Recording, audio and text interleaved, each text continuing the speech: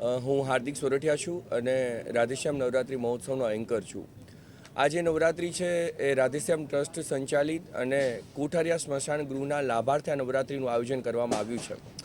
વિશેષ આ નવરાત્રિનું જો મહત્ત્વ કહીએ તો 22 સપ્ટેમ્બરથી લઈ અને 2 ઓક્ટોબર સુધીની આ નવરાત્રિ રહેવાની છે। એટલે કે આમ તો 10 દિવસ નહીં પરંતુ 11 દિવસ સુધીની આ નવરાત્રિ રહેવાની છે।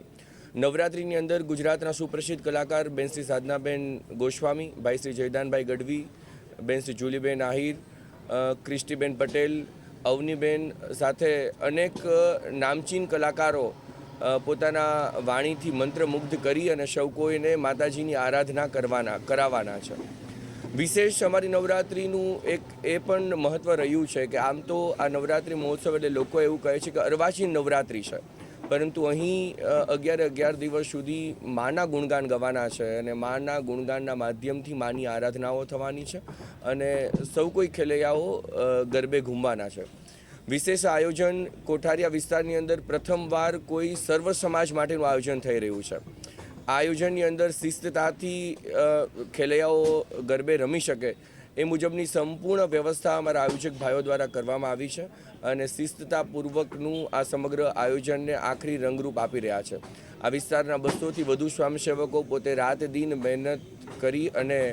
જહેમત ઉઠાવી રહ્યા છે અને તમામ સ્વયંસેવકોના હૃદયમાં એક જ લક્ષ્ય છે કે આપણે પણ કોઠારિયા સ્મશાન ગૃહના લાભાર્થે કંઈક કરી છૂટવું છે અને કરી છૂટવાની ભાવનાઓને તેઓ સાર્થક કરી રહ્યા છે। આ નવરાત્રિનું ભવ્યથી અતિ ભવ્ય આયોજન થઈ રહ્યું છે, ત્યારે આગામી 22 ઓક્ટોબરથી 2 સપ્ટેમ્બર સુધી 11 દિવસનું આ નવરાત્રિનું આયોજન છે અને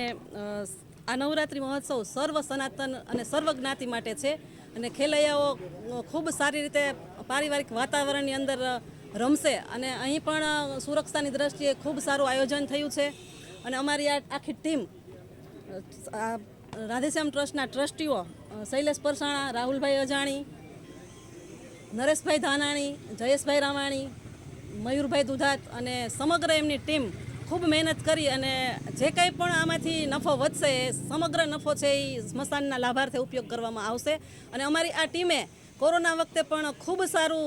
સ્મશાનની અંદર કાર્ય કર્યું છે। જે લોકો લાશોને એમને ત્યાં મૂકીને વહી જતા એ બધાનું અંતિમ ક્રિયા પણ આ ટીમે કરી છે અને સતત લાકડા ઘટતા હોય તો લાકડાથી માંડી અને તેમની અંતિમ વિધિમાં જે કંઈ પણ વસ્તુ ઉપયોગમાં આવતી હતી એ બધી ઉપયોગમાં આવતી વસ્તુઓને લાવી અને એમની અંતિમ ક્રિયા કરી છે। હજી પણ સ્મશાનની અંદર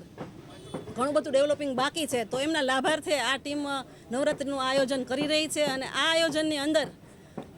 ટ્રસ્ટીઓની એવી ઈચ્છા હતી કે આપણી બોર્ડર ઉપર જે સૈનિકો સતત સેવા આપે છે એમના પરિવારને આપણે ફ્રી પાસ આપવા છે, તો એ સૈનિકોના જે લેડીસો છે એમને પણ ફ્રી પાસ આપવાના છે। આ રાજકોટની અંદર સૌ પ્રથમ વખત આ થઈ રહ્યું છે અને હોડની અંદર કે આજુબાજુના વિસ્તારમાં કોઈ વિધવા મહિલા છે તો એમની બેન દીકરીઓને કોઈને રમવા આવવું હોય તો એના માટે પણ ફ્રી પાસ છે અને કોઈ વિધવા છે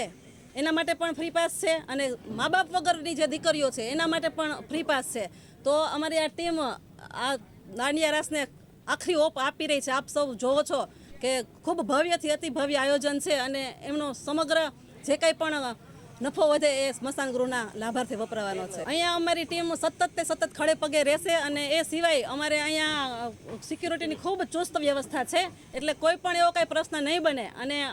મારી પોતાની દીકરીઓ પણ આ દાંડિયા રાસની અંદર રમવાની છે। સાંજ સમાચાર ફેસબુક પેજને લાઇક કરો, વિડીયો શેર કરો અને વધુ વિગતવાર સમાચાર માટે sanssamachar.net વિઝિટ કરો।